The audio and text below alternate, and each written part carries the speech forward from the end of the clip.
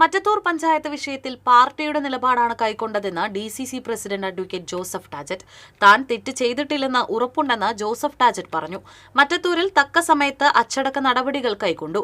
സമാനമായ രീതിയിലാണ് പാറളത്തും ചൊവ്വന്നൂരിലും നടപടിയെടുത്തത്. വല്ലച്ചിറയിൽ BJP അംഗം വോട്ട് അസാധുവാക്കിയതുകൊണ്ടാണ് CPM അംഗം പ്രസിഡന്റായി തിരഞ്ഞെടുക്കപ്പെട്ടത്. വല്ലച്ചിറയിലെ പ്രസിഡന്റിനെ രാജിവെപ്പിക്കാൻ CPM തയ്യാറാകാത്തത് എന്തുകൊണ്ടാണെന്ന് വ്യക്തമാണെന്നും ജോസഫ് ടാജറ്റ് പറഞ്ഞു.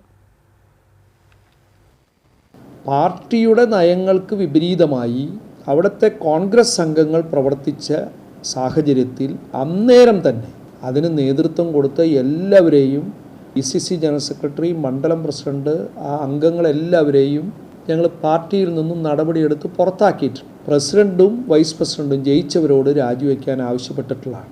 സമാനമായ രീതിയിലാണ് ചൊവ്വന്നൂരിലും പാറളത്തും ഞങ്ങൾ നടപടി സ്വീകരിച്ചത്. എന്നാൽ സമാനമായ രീതിയിൽ നടന്ന വല്ലച്ചിറ പഞ്ചായത്തിൽ 6 സീറ്റുകൾ വീതമാണ് BJPക്കും CPM.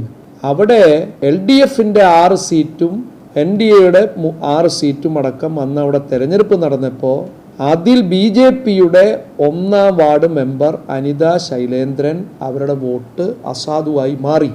അത് ഞങ്ങൾ പറയുന്നത് അത് CPMുമായുള്ള ഒത്തുകളിയാണ്.